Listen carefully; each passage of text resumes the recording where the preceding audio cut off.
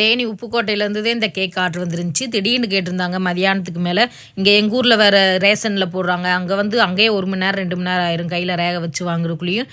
இந்த கேக் வேறு பார்க்கணுமே அப்படின்ட்டு எனக்கு தெரிஞ்ச அளவுக்கு வேகமாக செஞ்சுட்டே அந்த அக்காவோட ரிலேட்டிவ் அட்வொகேட்டாக இருக்காங்களா, அதுக்கு தகுந்து எனக்கு செஞ்சு கொடுங்க அப்படின்னாங்க. நான் எனக்கு தெரிஞ்ச டிசைனில் அந்த கோட்டு எல்லாமே செஞ்சு கொடுத்துட்டேன். நல்லா இருக்கான்னு கீழே கமெண்டில் சொல்லுங்கள். அப்புறம் அந்த அக்கா 5 மணிக்கெலாம் வேணும்னு இருந்தாங்களா, நான் கொண்டு போகவே 5:30 ஆயிடுச்சு.